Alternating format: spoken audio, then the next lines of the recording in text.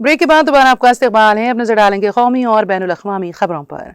तमिलनाडु हुकूमत ने बदउनवानी के खिलाफ अपनी लड़ाई को आगे बढ़ाते हुए रियासत के शहरियों के लिए एक व्हाट्सएप नंबर 9498180936 जारी किया है, जिस पर रिश्वत के मुतालिबात की इतला दी जा सकती है। रिश्वत के मुतालिबात की इतला देने के अलावा शहरी रिश्वत की शिकायत directorate of vigilance and anti corruption को भी भेज सकते हैं। इसके लिए ईमेल और फोन नंबर जारी किए गए हैं। व्हाट्सएप नंबर अब तमिलनाडु के सरकारी महकमों की तमाम सरकारी वेबसाइट्स पर DVAC पोर्टल के लिंक के साथ पोस्ट किया जाएगा, ताकि लोग रिश्वत का मुतालिबा करने वाले सरकारी मुलाजिमिन की इत्तला दे सकें। तमिलनाडु के chief secretary M Sai Kumar ने तमाम सरकारी महकमों के सरबराहों, कलेक्टरों और जिला सतह के अफसरान को एक सर्कुलर जारी किया, जिसमें हिदायत दी गई है कि वो इंसदाद रिश्वत सतानी नोट्स बोर्ड्स को यकीनी बनाएं, जिसमें नारा रिश्वत देना और लेना एक जुर्म है लिखा होना चाहिए। ये नारा अंग्रेजी और तमिल दोनों जबानों में रियासत भर के तमाम सरकारी दफातर और अवामी मुकामात पर नुमाया तौर पर आवेज़ा करने की हिदायत की गई है।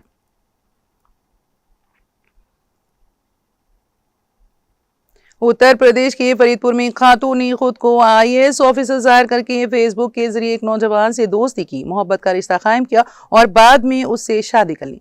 पुलिस के मुताबिक शादी के बाद खातून ने शौहर से 40 लाख रुपए का मुतालबा किया। मुतासिरा नौजवान का इल्जाम है कि रकम दान देने पर खातून ने झूठे मुकदमात में फंसाने, पूरे खानदान को बर्बाद करने और जान से मारने की धमकियां दी। उसने ये भी दावा किया कि खातून ने उसे कत्ल करने की कोशिश की। शिकायत मिलने के बाद फरीदपुर पुलिस ने तहकीकात शुरू कर दी। पुलिस का कहना है कि इब्तदाई जांच में इल्जामात की तायद में शवाहिद मिलने पर बुदायूं जिले के बिलसी थाना इलाके के गांव सतूती की रिहायशी खातून को इतवार के रोज गिरफ्तार कर लिया गया था। पीर को अदालत में पेश करने के बाद उसे अदालती तहवील में भेज दिया गया। फरीदपुर के इंस्पेक्टर राधेश्याम ने बताया है कि दस्तयाब शवाहिद की बुनियाद पर कार्रवाई की गई है, जबकि मुकदमे की मजीद तहकीकात जारी है।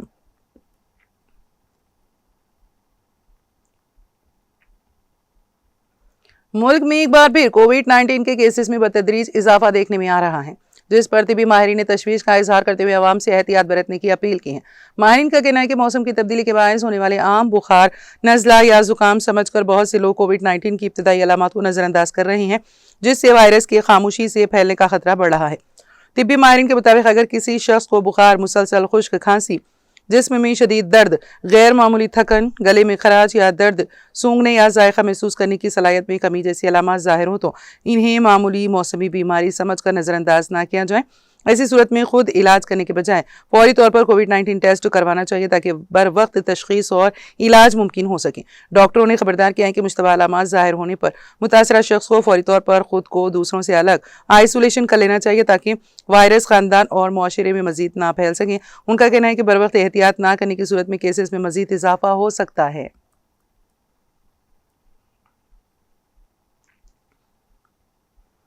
मगरबी बंगाल में हुकूमत की तब्दीली के बाद अब वहाँ कई चीज़ें बदलती जा रही हैं। कई पुराने इंतजामात खत्म किए जा रहे हैं तो कई नई चीज़ें भी देखने को मिल रही हैं। बांग्लादेश की मुतनाज़ मुसन्निफ़ा तस्लीमा नसरीन भी तवील अरसे बाद कोलकाता आने वाली हैं। अपनी तहरीरों की मुखालिफत के बायस उन्हें तकरीबन 2 दहाइयाँ कबल कोलकाता छोड़ने पर मजबूर होना पड़ा था। मीडिया रिपोर्ट्स के मुताबिक बांग्लादेश में पैदा होने वाली तस्लीमा नसरीन आइंदा माह 1 अगस्त को कोलकाता में एक प्रोग्राम में शिरकत के लिए आ रही हैं। सिक्योरिटी वजूहात की बिना पर उन्हें लेफ्ट फ्रंट हुकूमत के दौर में मगरबी बंगाल छोड़ना पड़ा था। इसके बाद से अब तक वो इस शहर वापस नहीं आ सकी थी। तस्लीमा नसरीन की तवील मुद्दत के बाद कोलकाता वापसी पर मगरबी बंगाल की वजीर अग्नि मित्रापाल ने कहा है कि सबका साथ, सबका विकास, सबका विश्वास, सबका प्रयास और सबकी जवाबदेही तय की जा रही है। उन्होंने मजीद कहा कि लेफ्ट हुकूमत तस्लीमा नसरीन जैसी बासलाहियत मुसन्निफा को सिक्योरिटी फराहम नहीं कर सकती थी। लेफ्ट ने मुसलमानों के नाम पर सियासत तो की, लेकिन उन्हें सिक्योरिटी फराहम नहीं कर सकी, बल्कि मैं तो ये कहूँगी कि उन्हें सिक्योरिटी दी ही नहीं गई। ममता बनर्जी के दौर की तो बात ही छोड़ दें। अब सुना है कि तस्लीमा नसरीन आ रही हैं। मैं उनकी किताबों की बहुत बड़ी मद्दाह हूँ। कोलकाता छोड़ने के तकरीबन 2 दहाइयों बाद तस्लीमा नसरीन 1 अगस्त को शहर में एक अदबी प्रोग्राम में शिरकत के लिए आ रही हैं।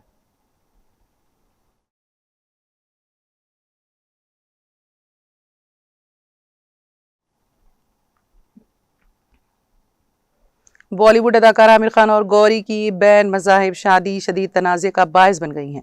5 जुलाई को दोनों की शादी स्पेशल मैरिज एक्ट के तहत रजिस्टर्ड तरीके से हुई है।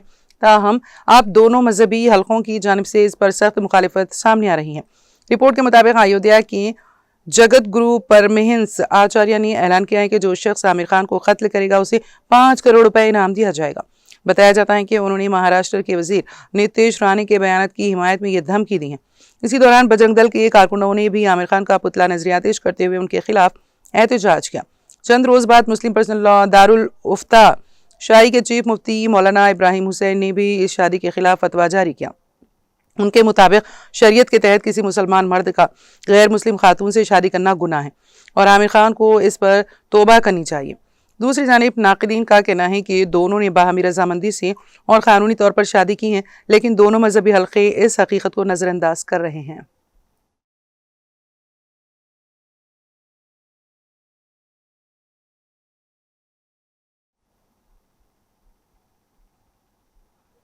पंद्रह जुलाई को गुजरात के वज़ीर आला भूपेंद्र भाई पटेल 64 बरस के हो गए हैं। उनकी सालगिरह के मौके पर मरकजी वज़ीर दाखिला अमित शाह, मुतादिद मरकजी वज़रा और मुख्तलिफ रियासतों के वज़राए आला ने सोशल मीडिया के जरिए उन्हें मुबारकबाद पेश की और उनकी सेहत, दराजी उम्र और कामयाब क़यादत के लिए नेक ख्वाहिशात का इजहार किया। मरकजी वज़ीर दाखिला अमित शाह ने सोशल मीडिया प्लेटफॉर्म एक्स पर अपने पैगाम में लिखा, गुजरात के वज़ीर आला भूपेंद्र भाई पटेल को सालगिरह की दिल की गहराइयों से मुबारकबाद। वज़ीर आज़म नरेंद्र मोदी की रहनुमाई में आप गुजरात की तरक्की के सफ़र को मुसलसल आगे बढ़ाने में अहम किरदार अदा कर रहे हैं। भगवान सोमनाथ महादेव आपको बेहतरीन सेहत और दराजी उम्र अता फरमाए।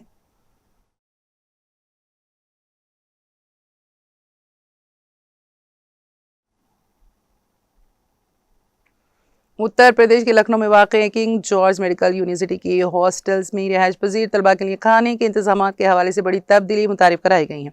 यूनिवर्सिटी इंतजामिया ने फैसला किया है कि हॉस्टल, मेस और कैंटीन में सिर्फ वेजिटेरियन खाना पेश किया जाएगा।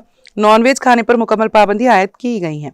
इस फैसले के बारे में बहस उस वक्त शुरू हुई जब गवर्नर आनंदीबेन पटेल ने एक हालिया तकरीब के दौरान यूनिवर्सिटी के फूड सर्विस के बारे में बात की, जिसके बाद इंतजामिया ने मेस मेन्यू का जायजा लेते हुए नॉन वेजिटेरियन अशिया को हटाने का हुक्म जारी किया।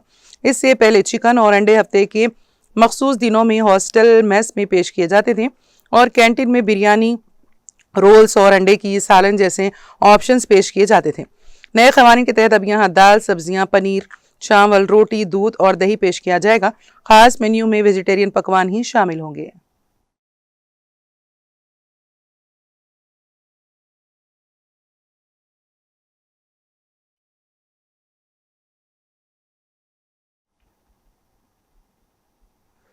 नेशनल कॉन्फ्रेंस एनसी का कहना है कि वो जंतर मंतर पर मुजवजा एहतजाज के लिए इजाज़त मिलने के इंतजार में है। ताहम इजाज़त ना मिलने के बावजूद वो दिल्ली जाएंगे और वहां बाहमी मशावरत के बाद ही आइंदा का लाही अमल तय करेंगे।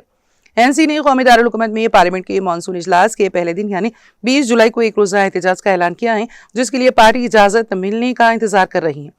पार्टी के मुताबिक इस एहतजाज का मकसद मरकजी हुकूमत पर दबाव डालना है ताकि वो जम्मू कश्मीर को रियासती दर्जा बहाल करने के अपने वादे को जल्द पूरा करे।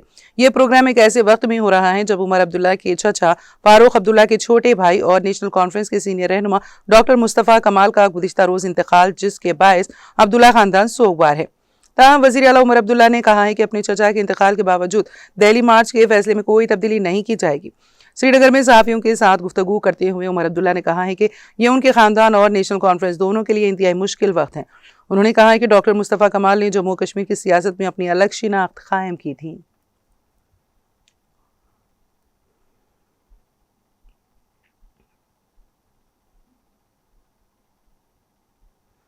अमेरिकी सदर डोनाल्ड ट्रंप ने खबरदार किया है कि अगर ईरान मुज़ाकरात की मेज़ पर वापस नहीं आया तो अमेरिका आइंदा हफ्ते से ईरान की बिजली घरों और पुलों को निशाना बनाना शुरू कर देगा। फॉक्स न्यूज़ को दिए गए एक इंटरव्यू में ट्रंप ने कहा है कि अमेरिका आइंदा चंद दिनों में ईरान के खिलाफ अपनी फौजी कार्रवाइयों में मजीद शिद्दत लाएगा अगर तेहरान ने दोबारा मुज़ाकरात शुरू ना किए। उन्होंने कहा कि हम कल रात उन्हें बहुत सख्त निशाना बनाएंगे, इसके बाद वाली रात भी सख्त हमले होंगे, फिर अगले हफ्ते उनके लिए सूरत हाल बहुत ख़राब हो जाएगी क्योंकि अगले हफ्ते बिजली घर निशाने पर होंगे, अगले हफ्ते पुल निशाने पर होंगे। हम उनके तमाम बिजली घर और तमाम पुल तबाह कर देंगे अगर वो मुज़ाकरात के लिए मेज़ पर नहीं आते। ट्रंप का ये बयान ऐसे वक्त में सामने आया है जब ईरान पर अमेरिकी हमले मुसलसल चौथे रोज़ भी जारी हैं। ये कार्रवाइयाँ वाशिंगटन और तेहरान के दरमियान मगरबी एशिया में कशीदगी कम करने से मुतालिक मुफाहमती याददाश्त के खात्मे के बाद तेज़ हो गई हैं। अमेरिकी नशरियाती इदारे CNN के मुताबिक अमेरिका और ईरान के नुमाइंदों के दरमियान राबिता बरकरार है। ताहम ट्रंप इंतजामिया का मौक़िफ़ है कि जब तक ईरान अपने होर्मुज़ में बहरी आमद-ओ-रफ़्त पर पाबंदियां बरकरार रखेगा उस वक्त तक मुज़ाकिरात आगे नहीं बढ़ सकते।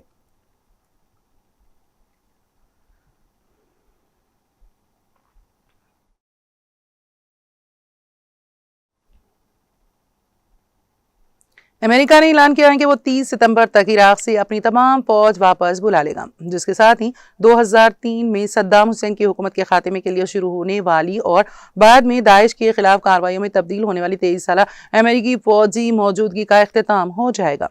व्हाइट हाउस में इराकी वज़ीर आज़म अली ज़ैदी के साथ मुश्तरका प्रेस कॉन्फ्रेंस से खिताब करते हुए अमेरिकी सदर डोनाल्ड ट्रंप ने कहा है कि वाशिंगटन अब इराक में मुस्तकिल फौजी मौजूदगी को ज़रूरी नहीं समझता। इराकी वज़ीर आज़म अली ज़ैदी ने मुतरजम के जरिए गुफ्तगू करते हुए तस्दीक की है कि तमाम अमेरिकी फौजी 30 सितंबर तक इराक छोड़ देंगे। तमाम अमेरिकी कंपनियां बदस्तूर इराक में अपना कारोबार जारी रखेंगी। सदर ट्रंप ने कहा है कि अब अमेरिका को इराक में फौज रखने की ज़रूरत महसूस नहीं होती।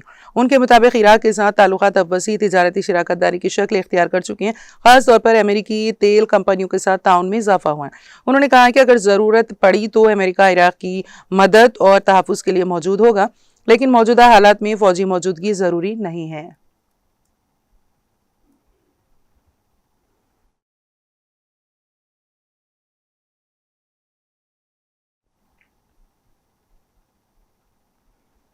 अमेरिका और ईरान के दरमियान हमलों से मगरबी एशिया में कशीदगी बरकरार है। अमेरिकी सेंट्रल कमांड ने दावा किया है कि अमेरिकी फौज ने ईरान पर मुसलसल 7 घंटे तक हमले कर दिए। अमेरिकी सेंट्रल कमांड के मुताबिक ये हमले मंगल की रात शुरू हुए थे। अमेरिकी फौज ने अपना होर्मुज़ और ईरान के ज़ाहिरी इलाके के करीब मौजूद फौजी ठिकानों को निशाना बनाया। कमांड ने बताया है कि ताज़ा हमलों का मरहला फिलहाल खत्म हो गया है। अमेरिकी सेंट्रल कमांड ने कहा है कि आबना होर्मुज़ में तिजारती जहाज़ों को निशाना बनाने की ईरान की सलाहियत को कमज़ोर करने के लिए अमेरिकी जंगी तैयारों, ड्रोन्स और बहरी जहाज़ों से हथियार इस्तेमाल किए गए। 7 घंटे तक जारी रहने वाले हमलों में ईरान के मिसाइल और ड्रोन ज़खायर, बहरी सलाहियतों और साहिली दिफाई निज़ाम को निशाना बनाया गया। ये हमले ऐसे वक्त में किए गए जब अमेरिकी फ़ौज ने ईरान की बंदरगाहों से आने वाले जहाज़ों पर दोबारा नाकाबंदी शुरू की थी। अमेरिकी सेंट्रल कमांड ने इल्ज़ाम लगाया है कि ईरान ने एक हफ्ते के दौरान 7 तिजारती जहाज़ों पर हमले किए और जानबूझकर शहरियों को निशाना बनाया। ताज़ा कशीदगी के दरमियान अमेरिका ने ईरान पर पाबंदियां बरकरार रखी हैं।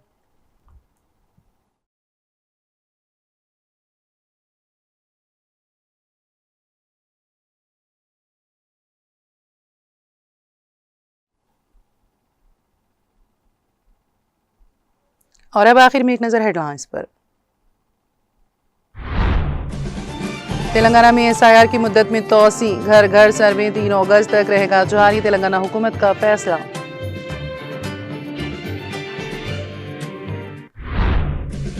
MLA वीमूला प्रशांत रेड्डी की मुबैना नजरबंदी पर KTR का सख्त रद्द-ए-अमल, कांग्रेस हुकूमत पर जमहूरी हुकूक की खिलाफ वर्जी और अपोजिशन को दबाने का इल्जाम।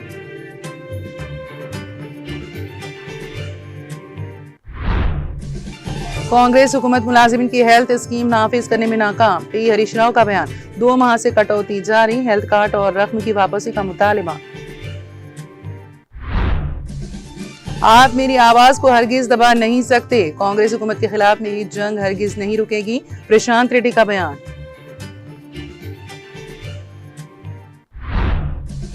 CBSE का बोर्ड इम्तिहान से मुतालिक अहम फैसला, 9वीं और 10वीं में तीसरी जबान के लिए नई पॉलिसी नाफिज।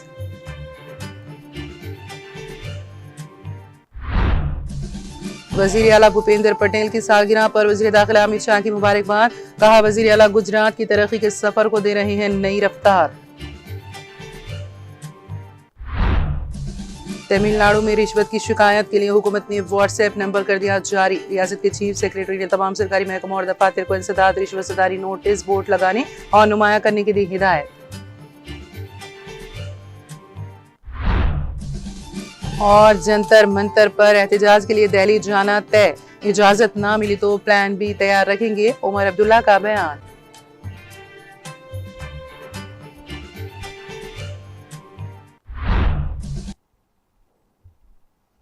तेलंगाना एक्सप्रेस में फिलहाल इतना ही। ताज़ा तरीन अपडेट्स के लिए देखते रहिए TTV। अब मुझे और मेरी पूरी टीम को दे इजाजत, खुदा हाफिज।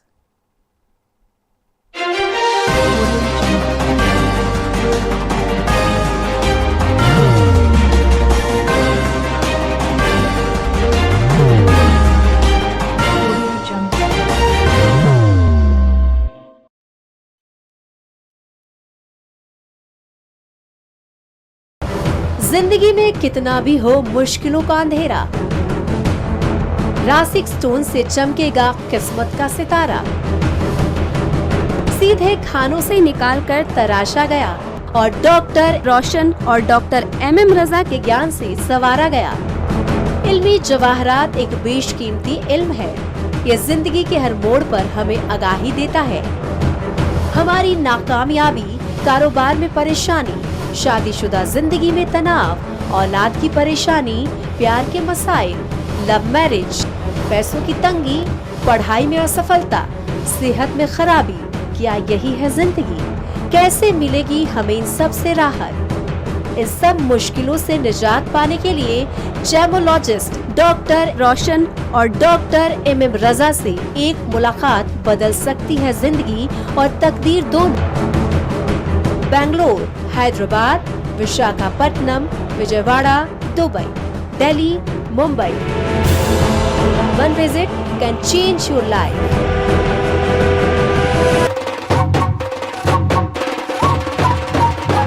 जगमग दिल के तारों में रिश्तों की होगी धुन, सोनिए तू, उखड़िए तू, सबको सुनाने अपने दिल की ट्यून, डार्लिंग दुल्हनिया तुझे, अब रुक मत, ये मोमेंट तेरा है। डार्लिंग दुल्हनिया तुझे। Be the showstopper, be the showrunner. Show how it's done. Come celebrate the Brides of India with Malabar Gold and Diamonds.